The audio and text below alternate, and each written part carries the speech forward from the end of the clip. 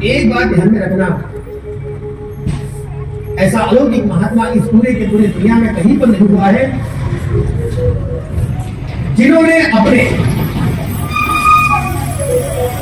मित्रों को अनुयायी बना करके उनके जीवन के मार्ग का उद्धार किया।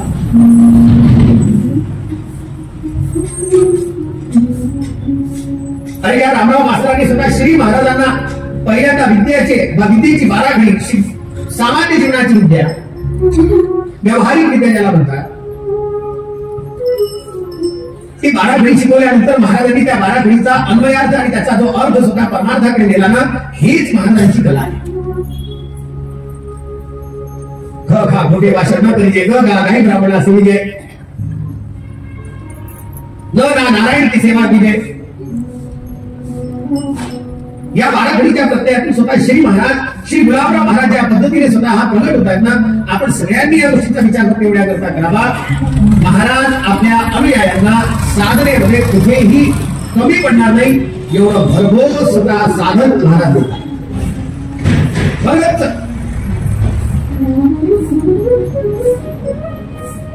भगवती मनकर्णिकाला लिहिलेले पत्र, रामचंद्र बापू कोणाला लिहिलेले पत्र, हरिभाऊ केवलेंना लिहिलेले पत्र,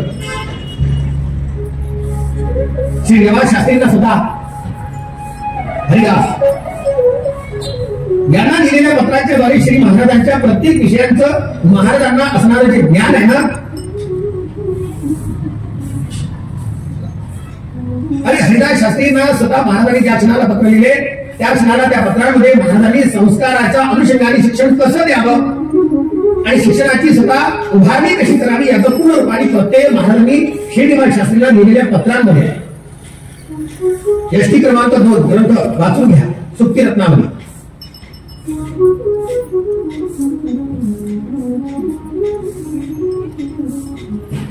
आप शिक्षणाचं अद्वैत हे फल आहे. आणि मग ते सगळं करताना महाराजांनी तीर्थांचं महात्म्य कशा पद्धतीचं आहे ते संवाद रूपाने व्यक्त केलं.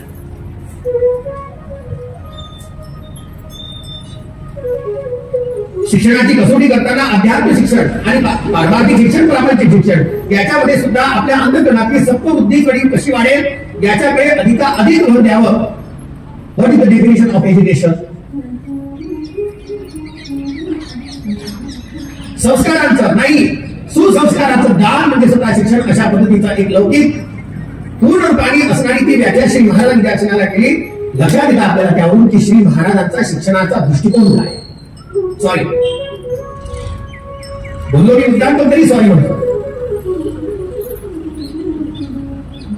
याचं मागचं कारण केवळ एवढं आहे, या जगतामध्ये आणि विशेष करून भारतामध्ये जे परमसंगणकाचे तज्ञ त्यांच्याद्वारे स्वतः सुपर कम्प्युटर निर्माण झाला ते डॉक्टर विजय भटकरांसारखे विज्ञान क्षेत्रातला महात्मा, त्या महात्म्याचे एक वाक्य आहे, श्री गुलाबराव महाराजांनी विज्ञानाला नवी दृष्टी दिली असं म्हणणं चुकीचं आहे. महाराजांनी स्वतः विज्ञानाला स्वतः नव्या दृष्टिकोनामध्ये आणलं असं म्हणायला हवं. महाराजांनी जे सांगितलंय, महाराजांनी जे ग्रंथांमध्ये लिहिलंय ते विज्ञान आहे.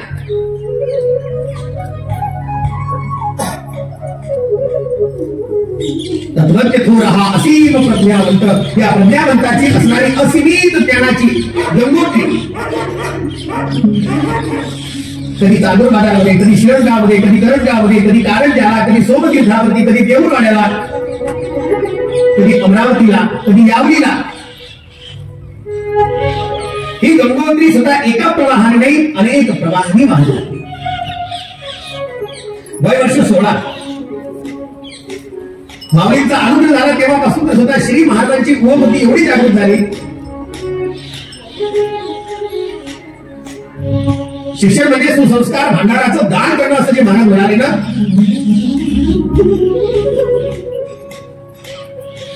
मला असं वाटते की स्वतः माझ्यासारख्या असणाऱ्या नव्या पिढीचा विचार करणारा एखादा कोणी व्यक्ती, त्या व्यक्तीने स्वतः या शिक्षणाच्या संदर्भात त्या व्याख्येचा विचार करणं खूप गरजेचं आहे, जे आता आवश्यक आहे. Must, so must.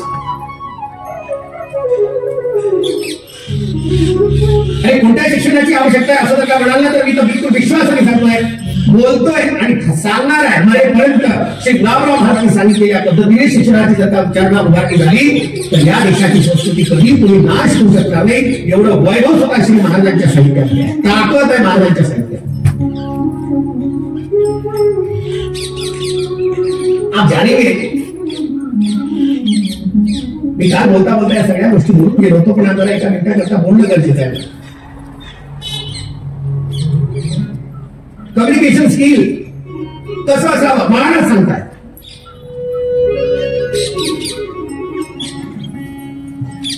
मानवी जीवनाचे उत्तुंग सत्वगुण कशा पद्धतीने प्रकट करावे याच्याकरता महाराजांनी दिलेली 12 घडी, महाराजांनी केलेले 17 सुट्टी, महाराजांनी केलेले समंत निर्णयातले श्लोक.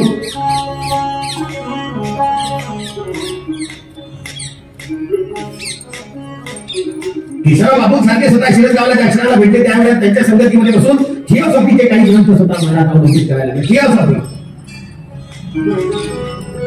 पुढे जाऊन महाराजांनी त्याच्या संदर्भात येऊन टाकलं. थिओसॉफी 10 वर्ष चालते. कोणती?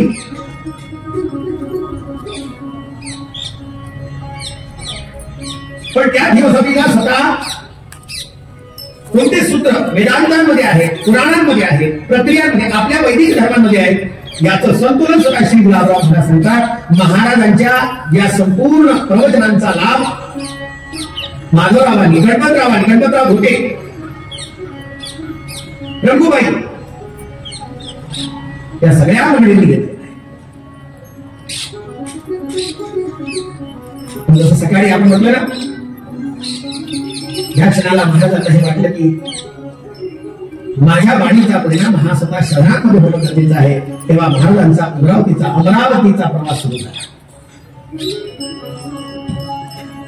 अमरावतीत असणाऱ्या काही मंडळींच्या संगतीमध्ये बसून, प्रोफेसर लेक्चरर मंडळींच्या संगतीमध्ये बसून महाराज अनेक नवीन ग्रंथ पाहायला लागले.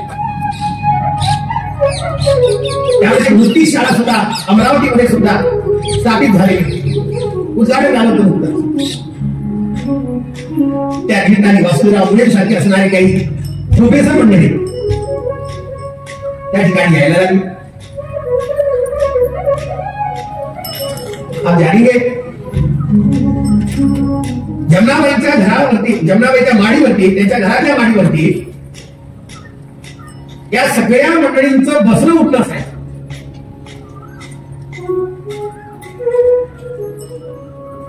महाजन तिथे महाराज बसायचे.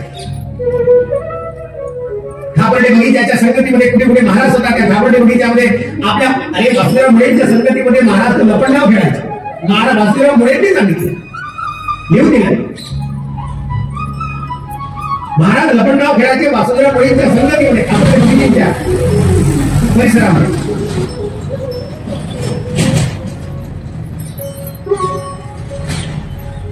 श्रीनिवास शास्त्रींना तर शिक्षणाच्या संदर्भातला जेवढा वाद होता तेवढा वाद श्री महाराजांनी घेतला. जे जे काही प्रश्न होते त्या सगळ्या प्रश्नांचं उत्तर महाराज देत आहेत. एकीकडे एवढी प्रज्ञा, दुसरीकडे भगवान ज्ञानोबारायांच्या संगतीमध्ये असणारा अनन्य शरण्य भाव. श्री ज्ञानेश्वर महाराजांचा आश्रय बघून सुद्धा श्री महाराजांनी कृष्ण प्राप्ती करावी याच्याकरता भगवान ज्ञानोबारायांना वारंवार प्रार्थना करावी याच्याकरता माऊलींचा मिळालेला अनुग्रह. एकीकडे ही प्रज्ञा, एकीकडे ज्ञानाचा पर्वत शिखर, दुसरीकडे भक्तीची तेवढीच प्रेमळता, तेवढीच सरलता, तेवढीच सरसता. वैदिकीय महाराजांचं 16 ते 17 बस. अजान बाहू असणारे महाराज गुडघ्यापर्यंत होता, त्याच्यावरती बांडीच, कपाळावरती असणारा किडा, डोक्याला बांधलेला जुडा, हातामध्ये सुद्धा, गळ्यामध्ये कधी कधी एक पिशवीच्या पिशवीमध्ये काही निवडक पुस्तकं, केवळ निवडत नाही, नवीन पुस्तकं जर का कोणती प्रकाशित झालेली असतील त्या पुस्तकांना बोलवावं. ते आपल्या लेक्चर मंडळींना, आपल्या जवळच्या असणाऱ्या मंडळींना स्वतः ते केशवराव बापूंकडून वाचून घ्यावं, बापूंकडून, रामचंद्र बापूंकडून वाचून घ्यावं.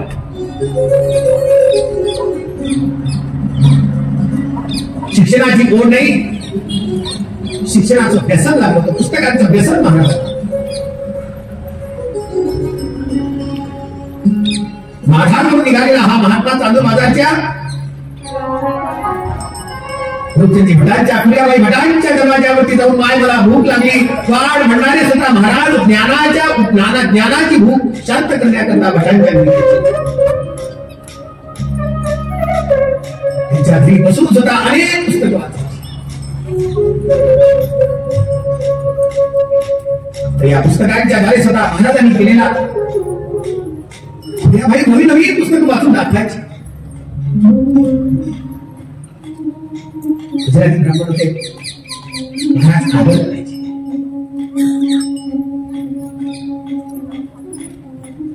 अनेक ग्रंथ वाचल्यानंतर त्या ग्रंथांच्या संगतीमध्ये असणारे सगळेच्या सगळे त्या पुस्तकामध्ये असणारा दोष, त्या पुस्तकांमध्ये असणारा प्रामाण्य जे विचार महाराजांना आवडले, महाराज त्याला बिलकुल प्रमाणित करायचे. मग ते विचार कोणाचेही असत.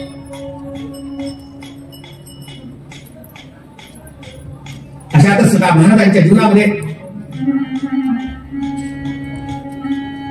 फुल्याबाईंचा आणि फुल्याबाईंच्या पत्नीचा महाराज हा नेहमी सन्मान करायचा. नेहमी आईसाहेबांची ऋतुप्राप्ती झालेलीच होती. एके दिवशी सुद्धा महाराजांच्या संगतीमध्ये फुल्याजी महाराजही बसले आणि त्यांच्या संगतीमध्ये मा सुद्धा बसले. काही वेळपर्यंत चर्चा झाली आणि त्या चर्चांमध्ये सुद्धा जो काही संवाद आला त्या संवादांमध्ये गुरुमाता फुल्याजी महाराजांची पत्नी म्हणजे महाराजांची आई गुरुमातेने एकदम सहज प्रश्न केला, गुलाबराव माझी एक इच्छा आहे. आणि महाराजांची सवय होती मान अलगद घालून सुद्धा महाराज म्हणायला लागले, हा मान बोला, मला आज तुम्हाला काहीतरी मागायचं आहे. महाराज एवढे प्रसन्न झाले, काही मागायचंय म्हटल्याबरोबर महाराज म्हणायला लागले, मागा काय पाहिजे ते जे मागाल, जे म्हणाल. एवढे प्रसन्न झालेले सुद्धा महाराज पहिले फुल्याबाईंच्या पत्नीला वाटलं आपलं काम संपलं. अनेकदा बैठक झालेली होती मनकर्णिकांची समवेत. त्यावेळेला सुद्धा मनकर्णिका आईंच्या मुखातले काही शब्द असतील, त्यावेळेला सुद्धा मनकर्णिका आईंच्या मनातला भाव आणि स्वतः महाराजांच्या वंशाच्या संदर्भामध्ये भगवतीने एक प्रश्न जो केला तो प्रश्न अत्यंत उत्तम आहे. प्रश्न उत्तम आहे पण तो प्रापंचिक दृष्टीने आहे. श्री महाराजांना सुद्धा आईसाहेब म्हणायला लागल्या, गुलाबराव मला असं वाटतं की तुमच्या संसाराच्या वेळीवरती एक फूल उमललं पाहिजे. मनकर्णिकेची कूस अद्यापर्यंत शांत आहे. एक वंशवेल सुद्धा वाढावी या दृष्टीने सुद्धा आपण मला वरदान वचन द्या. ज्या क्षणाला महाराजांना हे म्हटलं हे चुटक्या वाजवणारे महाराज, आनंदित असणारे महाराज एकदम शांत. महाराज म्हणायला लागले, मा काय मागितलं? चांदूर बाजारच्या भूमीमध्ये घडलेली घटना. महाराज म्हणायला लागले की माँ अगर आज आपने मुझे कृष्ण दर्शन भी मांग लिया होगा तो मैं आज आपको कृष्ण दर्शन दे देता. कृष्ण दर्शन मागितलं असतं मी शब्द दिलाय वचनपूर्तीचा. ठीक आहे, एक गोष्ट लक्षात घ्या, महात्म्याचा अधिकार ज्यांनी जाणला त्याच्या जीवनामध्ये महाराजांना या संसारिक गोष्टींच्या बद्दल कधी मागे होणारच. आणि चमत्कार महाराजांच्या जीवनामध्ये कमी नाही, पण हा महात्मा चमत्कारांमध्ये अडकलेला आहे. या महात्म्याने चमत्कारांना दूर केले. गोष्ट साधारण नहीं है. आप लोग केवल इस बात को जानना, एवढ्या करता ही गोष्ट जाणता. गुरुवाणी जर का म्हटलं असतं की मला माऊलीचं दर्शन पाहिजे, महाराजांनी दिलं नसतं काय? महाराज म्हणतात मला मागितलं असतं तर मी तुम्हाला कृष्ण दर्शनही दिलं असतं. पण त्या क्षणाला महाराजांना मागणारी दृष्टी जेवढी आहे ती फक्त केवळ आणि केवळ सांसारिक प्रवृत्तीची आहे. महाराजांनी त्याला सुद्धा तथाच पारमार्थिक जीवनामध्ये याच्यामध्ये नुकसानच झालं गुरुमातेचं. पण जर का माधांच्या बोलमध्ये बसून आहोत तर स्वतः असं म्हणायला हरकत नाही आपल्या माधांतरावरती त्या मातेने केलेला उपकार, त्या मातेने केलेला उपकार आपल्या संपूर्ण माधांतरावरती आहे की आज महाराजांचा वंश आपल्या माधांमध्ये जिवंत आहे.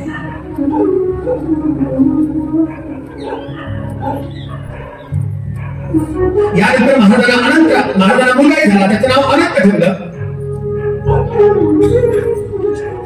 हा हे प्रकरण नंतर. पण काय अधिकार नाही महाराजांचा, अधिकार एवढा मोठा आहे. माझे हात जो विनंती आहे बा महाराजांना मागायचे ना, हे आलतू फालतू नका. ये हो जाना चाहिए, मेरा वो हो जाना चाहिए, माझं असं झालं पाहिजे, माझं हे सगळं मागणं नका मागू. मागायचं असेल ना माझा कपडा मला माऊलीचं दर्शन कर. महाराजांना मागायचं असेल तर म्हणा कृष्ण दर्शन, मला राजलीलेचं दर्शन करी. हा अधिकार आहे महाराजांचा. देखो गोकुल में जैसे भगवती राधा बैठी है ना, वैसे माधान में श्री महाराज बैठे हैं. महाराज माधानची असणारी गोपी राधा आहे. राजे म्हणाल जसं कृष्ण प्राप्ती राधेशिवाय नाही ना, तसं माधानच्या लोणीच्या चांदोमाधानच्या सगळ्या पंचकृषीतल्या भक्तांच्या करता कृष्ण दर्शन लागत असेल श्री महाराज की शरण में आ जाओ. बस महाराजांच्या शरणागतीत आल्या महाराज कृष्ण दर्शन घडवून देतील एवढा अधिकार आहे. अधिकार है महाराज.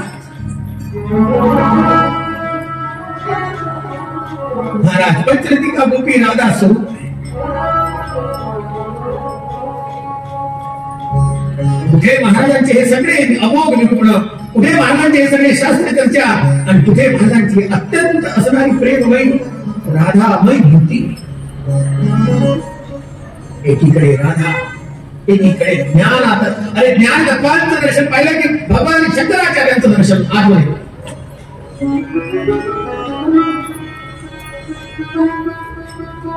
पूज्य गुरुजींनी एक शब्द वापरलेला होता, निरेसारखी भक्ती. भगवान शंकराचार्यांसारखं ज्ञान या दोघांना एकत्रित केलं आणि त्यांचं एकत्रित दर्शन करायचं असेल म्हणजे संत श्री गुलाबराव.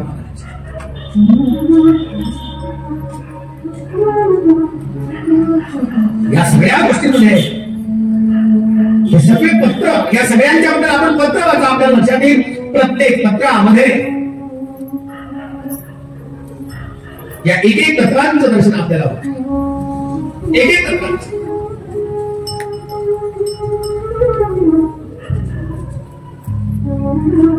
एक दिवशी महाराज रामचंद्र बापूंच्या संगतीत बसले. मंडळींची चर्चा झाली. त्या चर्चेमध्ये पंढरपूरला जाण्याचा निर्णय. आपण पंढरपूरला गेलो. महाराज पंढरपूरला गेले. तिथे एका दुकानाच्या समोर उभे राहिले.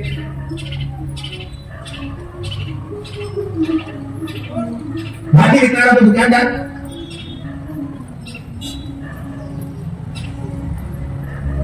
त्यांनी पांडुरंगाची शपथ घातली महाराजांना की महाराज माझ्या दुकानातून काहीतरी घेऊन जा, पांडुरंगाची शपथ आहे तुम्हाला. महाराजांनी आपल्या जवळची वस्तू लहान ठेवली पण त्याच्याकडून एक वस्तू दिली. का? कारण त्यांनी फक्त पांडुरंगाची शपथ घातली. त्यांनी त्याचा व्यापार केला पण महाराजांनी त्याच्यामध्ये सुद्धा भगवंताची आठ सिद्ध करून दिली.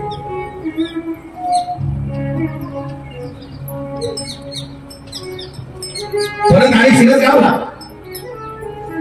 तिथून महाराज सुद्धा बरोबर निघा. शिरसगावला त्यावेळेला मायबाई मुक्कामाला होत्या. ताई खोलकुटे ताईंच्या संगती. कुमारिकेच्या अवस्थेमध्ये त्या तिच्या जीवनामध्ये वैधव्य आलेलं. तर थोडीशी अभ्यासाची आणि थोडी वेदांताची अध्यात्माची तिला आवड होती. एक बात ध्यान रखना, वयाच्या कुमार अवस्थेपासून जर का अध्यात्माचा थोडा स्पर्श आपल्याकडे असेल ना, आपल्या जीवनामध्ये कोणत्याही पद्धतीचा उतार चढाव आला, कोणत्याही पद्धतीचा, कोणतीही प्रतिकूलता येऊ द्या, त्यावेळेला मन संयमित राहील. अध्यात्म त्या पद्धतीने आपल्या सगळ्यांना सावरतं.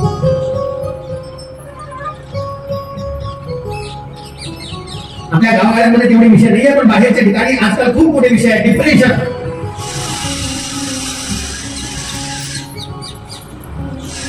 थोडं काही झालं की युवा पिढी डिप्रेशन मध्ये जाते. आजकालची मुलं लवकर जातात. Hyper tension. मला प्रश्न मला प्रश्न आहे की वयाच्या 32 वर्षामध्ये, वयाच्या 30 वर्षामध्ये, वयाच्या 25 वर्षामध्ये बीपीच्या वेळी येतात कशा? 25 सांगता नाही लादी वाटत कोणाला.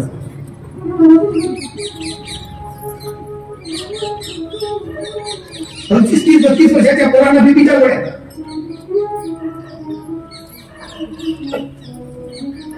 हे सगळे प्रकरण पाहिले की त्याच्यानंतर लक्षात येतं ज्याच्या जीवनात, आणि हे महाराजांनी सांगितले. वयाच्या 16-17 वर्षामध्ये असणारे स्वतः महाराज एक तरुण आहेत. त्यांच्या संगतीमध्ये असणारे सगळे समकालीन महाराजांचे. अरे रामराव मास्तरांची पत्नी श्री रामराव मास्तर, माधांची शाळा बंद झाली, तिथून स्वतः रामराव देशपांडेंनी, महाराज रामराव गुरुजींनी पूर्णच्या पुन्हा आपला विस्तार घेऊन सुद्धा आष्टीला राहायला गेले. आष्टीच्या जवळ दापोली आहे, तिथे राहायला गेले.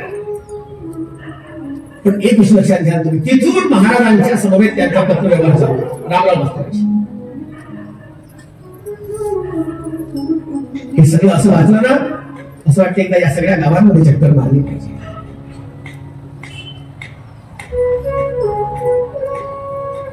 त्यांच्या घरी महाराज गेले असतील, त्याच्या नैनात खरंच खूप चांगलं.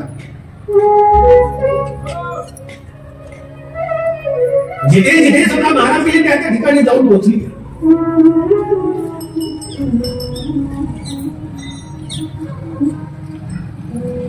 या महात्म्याचे चरण ज्या ठिकाणी पडले, ते चरण, ते स्थान नाही आहे, ते तीर्थ झाले. ज्या ठिकाणी वेदांताच्या प्रक्रिया सांगितल्या त्या ठिकाणी जसे भगवान शंकराचार्य आपल्या 80 अनुयायांना घेऊन सुद्धा शास्त्र चर्चा करायचे, हा जगद्गुरु सुद्धा आपल्या अनुयायांच्या संगतीमध्ये ती शास्त्र चर्चा करायची.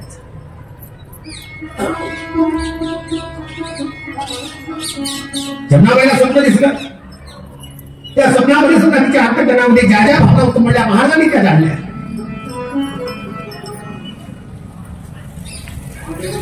पंढरपूरला जाटवला जमनाबाई होत्या खराड्याला, आईसाहेब होते शिरसगावला.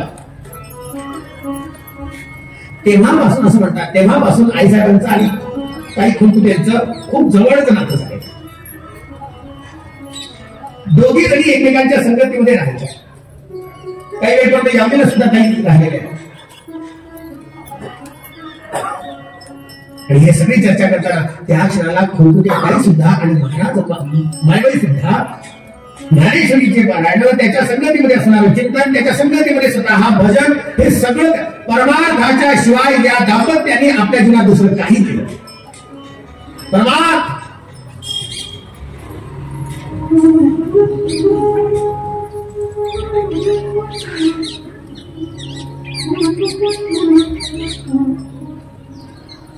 एक दिवशी जमनाबाई स्वतः आपल्या घरामध्ये मौज होती म्हणून महाराजांना निमंत्रण देण्याकरता आली. एक रात्र राहिली. ज्वारी आहे का, डाळ आहे का? हो आहे. म्हटलं महाराजांनी मनकर्णिका, महाराज मनकर्णिकाच म्हणायचे. मनकर्णिका हे सुंदर नाव आहे. मनकर्णिका बेसना असे कर. कोणासाठी?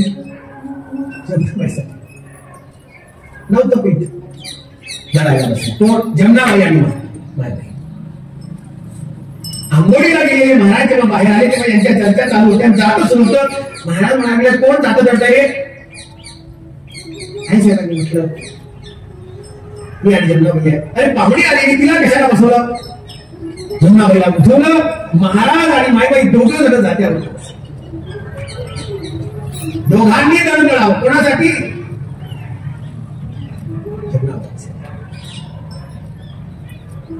पण महाराज जात्यावर बसताना असे उगाच नाही बसायचे, गाणं. त्या जात्यावरती दळताना सुद्धा महाराज स्वतः महाराज जमनाबाईंच्या संगत, जमनाबाई समोर हे सगळं दृश्य पाहते ती आपल्या डोळ्याने. काय भाग्यवान आहे जमनाबाई, लक्ष्मीनारायण साक्षात दळण दळताना दिसतात. दोघांना पाहते. महाराज स्वतः गाणं म्हणताय. आठवण असं वाटतंय महाराजांचं सांप्रदायिक नावच आहे पांडुरंगनाथ. सांप्रदायिक नाव पांडुरंगनाथ. जसं महाराज इथे दळण करता बसले, पांडुरंगनाथ महाराज स्वतः दळण करता बसले. मनकर्णिका आई जवळ आहे. अरे या जगतामध्ये आमच्या साधू संतांमध्ये भगवती जनाबाईला हे भाग्य मिळालं. भगवान पंढरनाथीच्या संगतीमध्ये जात्यामध्ये घडत होता. त्याच्यानंतरची लीला संत जीवनामध्ये श्री गुलाबराव महाराजांची. त्याच्यानंतरची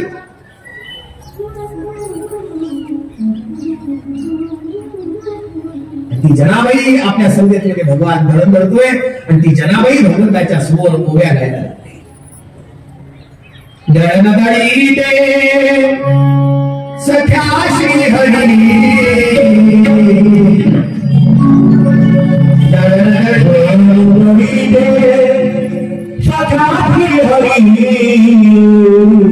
आळ तुझे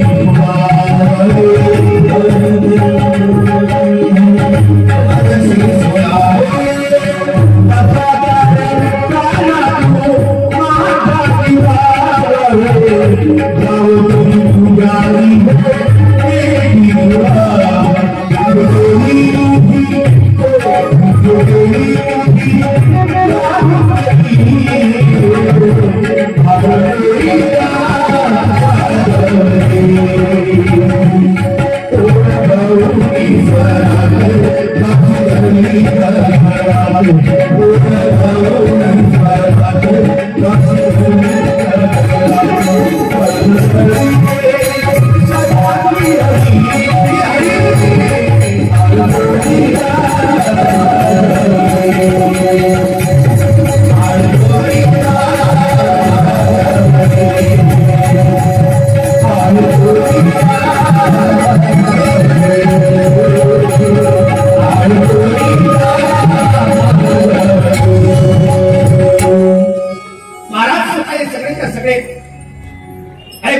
महाराज तर स्वतः स्वतंत्र लिहायचे.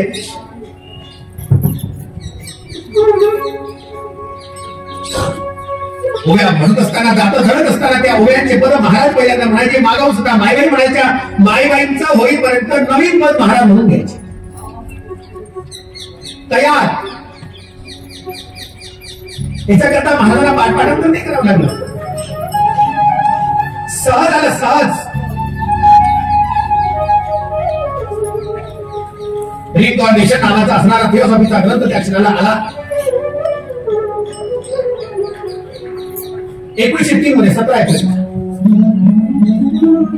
महाराजांनी त्या पुस्तकाचं सुद्धा परिशीलन केलं.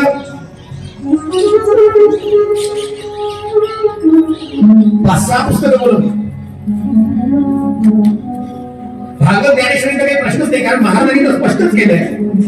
श्रीमद भागवत शास्त्र हे माझे हे मंगळसूत्र, त्याची आर्यपुत्र मूर्ती ही हेसी पुराणात कीर्ती, कंठी धरीन आवडी शोभा हृदयाची कुडी, स्वामी आनंदी जीवन आदि अध्यांती प्रमाण. हे प्रमाण आहे श्री महाराजांचं.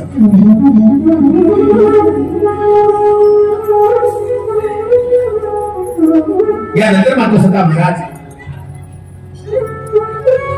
जगनाबाईंची जी मावशी त्या बुलकाबाईंच्याकडे स्वतः जात आहे. तिला गंडमाळ्याचा असताना थोडासा रोग झालेला होता. महाराजांनी जाऊन तिच्या गंडमाळ्याचा रोग काही दिवसांकरता बरा केला. पण मात्र महाराजांनी सांगितलं, अजून तुला होईल आणि तुझं मरण याच्यावर होईल. हे सगळं सांगायचे. त्यावेळेला सुद्धा श्री महाराज या सगळ्या निर्माणांचा भार करता करता एक दिवशी महाराज अमरावतीमध्ये असताना दशनामी आखाडा होता. तो आखाडा होता योगानंद स्वामींचा. हे खेचरी मुद्रेंच्या संदर्भामध्ये महाराजांची फार प्रसिद्धी होती, म्हणून त्या योगानंद स्वामींकडून महाराज मधून जायचे.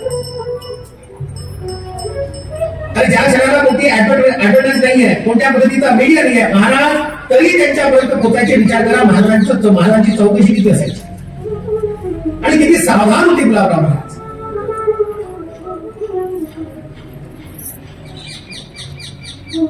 या क्षणाला मात्र सुद्धा एके दिवशी त्या आघाड्यामध्ये महाराज तिथे होते आणि तेवढ्या वेळामध्ये हरिभाऊ केवले तिथे पोहोचले.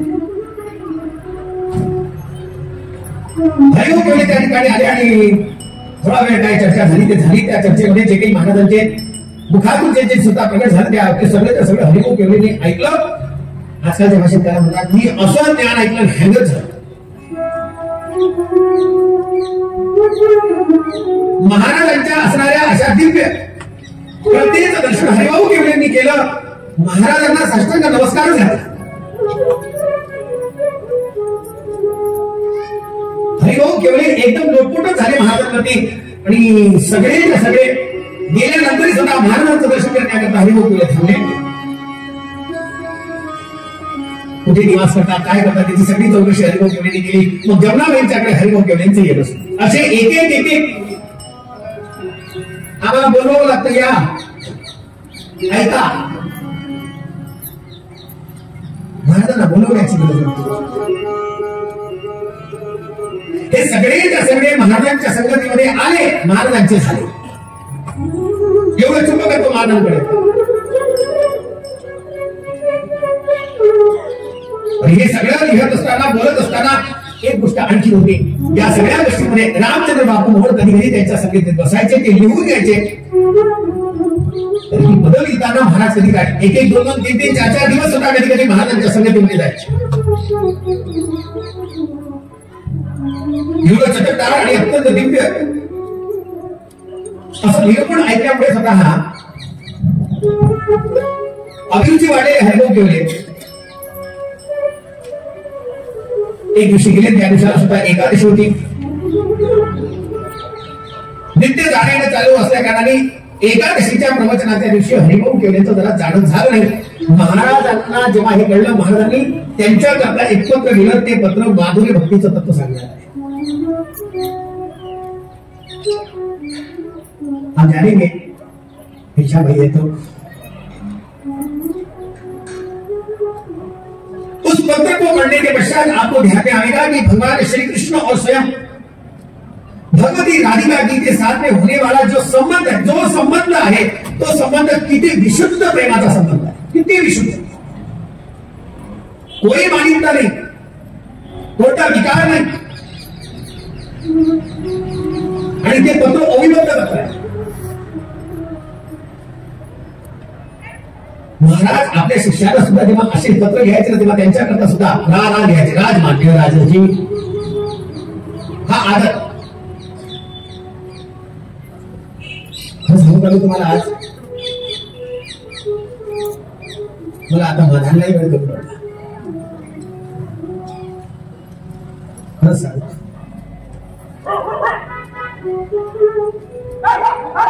नाही तर ही सगळी पत्र, हे सगळे प्रकरण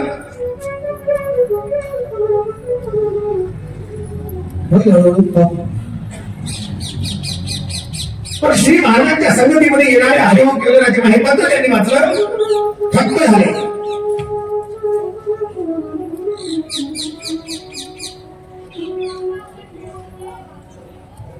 एक क्षणाला मात्र महाराज स्वतः अमरावतीला आले. काही मनुष्य त्या ठिकाणी आले, जरा हिंदी भाषेत होते, ते जरा सामुद्रिक जाणत होते, सामुद्रिक शास्त्र. त्यांनी महाराजांचा जरा हात वगैरे पाहिला तर त्यांनी सांगितलं, जल्दी इनका मृत्यू होऊ शकतो. काय केलं महाराजांनी हरिभावना मृत्यूचे जप करायला, तुम्ही मृत्यूचे जप.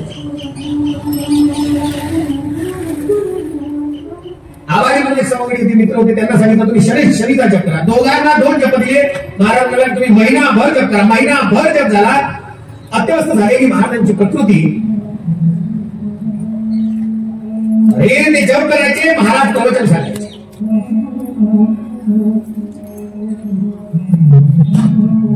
अमरावती महाराज स्वतः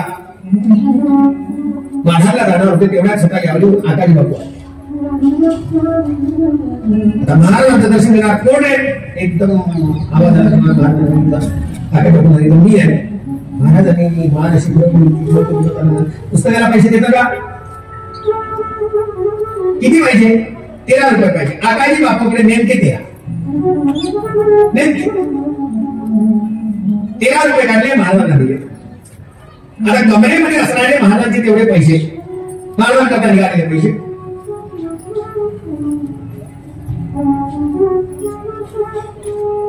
काही दिवसानंतर महाराज त्यांच्याकडे यावी लागले. एक दिवशी यावीला गेल्यानंतर महाराज म्हणायला लागले, का तुझ्या घरामध्ये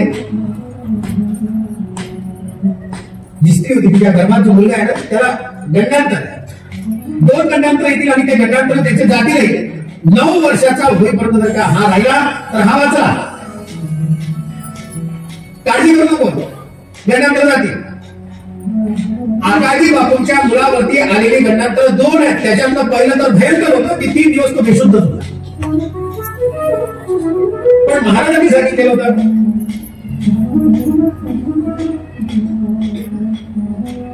चरित्रकारांचं लिहिणं असं आहे, त्या दोन्ही गंडांतरांच्या वेळेला महाराजांचा जप झाला. इकडे गंडांतर आलं, महाराजांनी इकडे जप. मी तुम्हाला सकाळी एक कथा प्रसंग सांगितलेला. महाराजांनी त्यांच्याकरता जप केला, केशव बापू करता. अगर कोई महात्मा आपके लिए जब कर रहा हो, अगर वो अपने मुख से कह रहा हो, तो समझना आपका उसके प्रति, आपके प्रति उनके मन में कितना प्रेम है.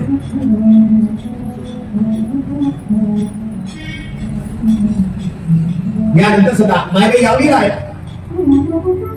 महाराजांनी मायबाईला एक पत्र पाठवलं. इस पत्र को सुनना आपको पता चलेगा भगवती मनकर्णिका, क्या मनकर्णिका आईंचा अधिकार कसा आहे ते लक्षात येईल.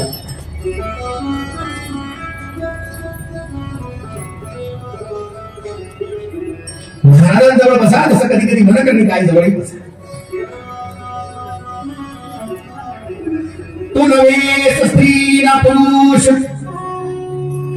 सच्चिदानंद स्वयं प्रकाश, अविद्ये भ्रोतयास स्त्री पुरुष जवाट.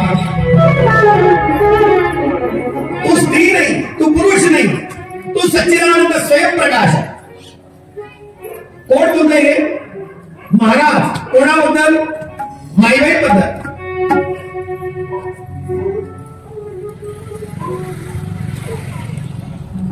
या पत्राचं उत्तर देताना मायबाईंनी एक गोष्ट जरा सहज केली म्हटली, नाथ आपण मागल्या जन्मामध्ये मला एक गोष्ट, आपण मागल्या पत्रामध्ये माझ्याकरता आपण जी एक ओळी लिहिली ना, तू नव्हेस ना स्त्री ना पुरुष, सच्चिद आनंद स्वयंप्रकाश, अविद्येच्या माध्यमातून तुला फक्त स्त्री पुरुष जागल्या जात नाही, तर तू स्वयंप्रकाश आहे. म्हणून आपलं खरं आहे. एक गोष्ट पक्की आहे, याच्यापेक्षा एक गोष्ट सत्य आणखी नाही. कोणती? हे शरीर आहे तेपर्यंत मी, हे शरीर आहे तेपर्यंत माझ्याकडून गुरु सेवा, माझ्याकडून पती सेवा आणि माझ्याकडून संत सेवा व्हावी. याच्या व्यतिरिक्त मला माझ्या जीवनामध्ये दुसरं काही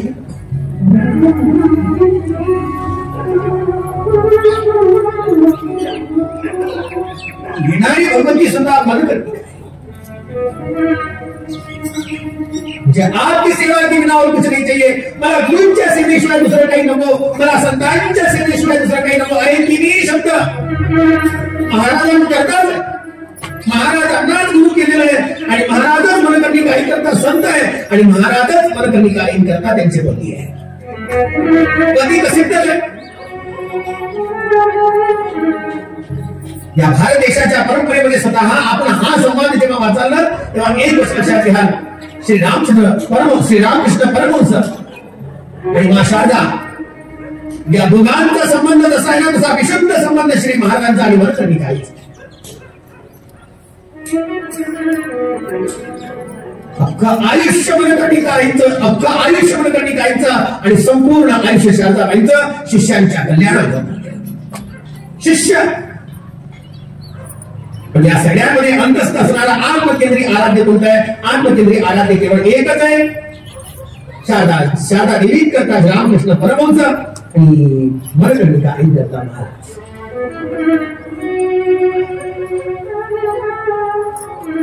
हे सगळं दर्शन आपल्याला नाही मिळू शकत कुठे. या माधवांच्या भूमिकेने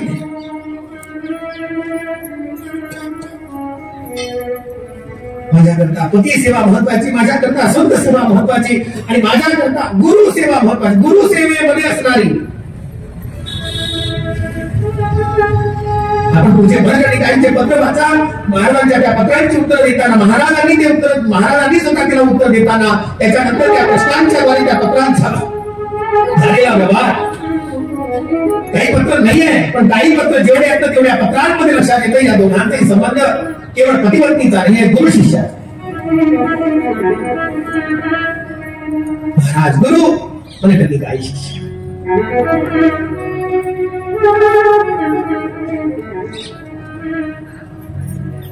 त्याच्यानंतर महाराज माधानला लवकर गेले. पुढच्याच महिन्यामध्ये म्हणजे आषाढ शुद्ध त्रयोदशीला सुद्धा महाराज ज्या आकाशी बापूंना सांगितलं होतं तुझ्या मुलावरती तो मुलगा जसा जन्माला आला, माघारला गेल्यानंतर काही दिवस प्रवास त्या ठिकाणी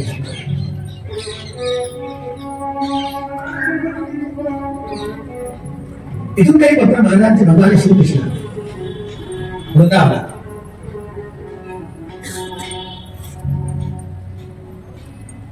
महाराजांनी हरिभाऊ केवलेंना काही पत्र पाठवले, केवलेंनी सुद्धा महाराजांना काही पत्र पाठवले. त्याच्यानंतर एक अत्यंत दिव्य चमत्कार दिसतो महाराज. हा चमत्कार साधारणतया स्वतः व्यक्त होऊ शकत नाही, पण हा चमत्कार झाला. 1930 साली चांदूर बाजारला जीप बॅटरी बांधण्यात आली. ती बॅटरी बांधल्यानंतर तिथे जो काही माल, तिथे स्वतः जो काही राहणार होता गडी माणूस होता, त्याच्या संगतीमध्ये कंपनी म्हणून काही लोकांची नेमणूक झाली. त्याच्यामुळे तिथे स्वतः खाण्यापिण्याच्या काही वस्तू तिथे होत्या. जीचं काम समाप्त झालं. ओपनिंग सेरेमनी जवळ आलेली होती. आता खाद्यपेय पदार्थ वगैरे सगळे असल्या कारणाने त्या ठिकाणी आता आषाढचाच महिना, चांदूर बाजाराची घटना लक्षात. महाराज म्हणून महाराजांचा चांदूर बाजारला कारण असा क्रम प्राप्त, तशाच क्रमामध्ये महाराज निघाले. पण त्या क्षणाला भयंकर पाऊस, एवढा पाऊस की त्या पावसामुळे सगळे नदी नाले एकत्र झाले. सगळे नदी नाले. या पावसामध्ये महाराज सध्या डोक्यावरती पेटी घेऊन निघालेले जीप पर्यंत आले. संध्याकाळी स्वतः पडणाऱ्या पावसामुळे स्वतः जिनजवळ असणाऱ्या नाल्या पूर्ण रूपाने बंद होतात.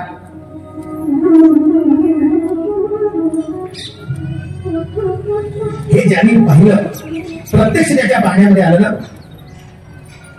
तो निरकंठ काढलं, त्यांनी ते घेऊन ठेवलेलं आहे. महाराज आले आणि मला काही खाण्याकरता मागितलं, मी दिलं, सहज दिलं. डोक्यामध्ये काही विषय नव्हता दुसरा. ज्या क्षणाला मी ते दिलं, दिल्यानंतर स्वतः तिथून एक सर्वकडे आला, त्यांनी सुद्धा सांगितलं एवढा पाऊस आहे, नाले तुडुंब होऊन आहे, नाल्यातून तुम्ही जाणं करू शकत नाही. तेव्हा माझ्या एकदम मनामध्ये प्रश्न आला, हा महात्मा आला कुठून, आपण आला कुठून? महाराजांनी सांगितलं माझा म्हणून 2 कोसा भरतीत आहे. ज्या क्षणाला हे म्हटलं त्या क्षणाला भूक लागली असं म्हणणारे आणि महाराजांना आलेले महाराजांना त्यांनी पाहिलं, महाराजांच्या अंगावरचा एकही कपडा भिजलेला नाही, केश भिजलेले नाही. मी आश्चर्याने त्यांना विचारलं, निळकंठांचं वक्तव्य असं, मी आश्चर्याने त्यांना विचारलं, आपण भिजला नाही? ते बोलले. पुन्हा त्यांना विचारलं, त्याच्यावरती बोलले काहीच नाही. पुढे कसे राहिले तुम्हाला सांगा, बोलले काहीच नाही. घराला जायला निघाले. रात्री 11 वाजण्याची वेळ, पाऊस पडत असताना नाले आणि नद्या सगळे तुडुंब बनलेले. त्यावेळी हा महात्मा दृष्टीहीन, दिसत नाही, मार्ग कसा झाला असेल. अरे हे तो बात छोडो, अंगावरचा कपडा त्याचा ओला नाही झाला. हा महात्मा महाराज त्यांनी बरोबर महाराजांना नमस्कार केला आणि त्या क्षणाला सुद्धा म्हटलं, अशा अभूतपूर्व शक्तीचं दर्शन झालं. तिथून महाराजांना बैलगाडी करून शिरसगावला पोहोचली. शिरसगावला गेले. अशा महात्म्याचा असणारा हे अलौकिक दर्शन या क्षणाला त्या निळकंठांना झालं. लक्षात घ्या, महाराजांचं सामर्थ्य काय, ही अमानुष शक्ती आहे. मानवी शक्तीच्या पलीकडे असणारे सदा महाराज या पद्धतीने ज्या क्षणाला राहिले त्या क्षणाला अंतःकरणामध्ये सुद्धा निश्चित ज्ञानवरांची असणारी भक्ती आणि भगवान श्रीकृष्णाची असणारी दिव्य आस, याच्यामुळे महाराजांचा नित्य नैमित्तिक भगवत भक्तीमध्ये अलौकिक रूपाने स्वतः एक रस व्हायला लागला. आणि त्या एक रसामध्ये महाराज तुडुंब डुबता अनेकांना आपल्या संगतीमध्ये घेतले.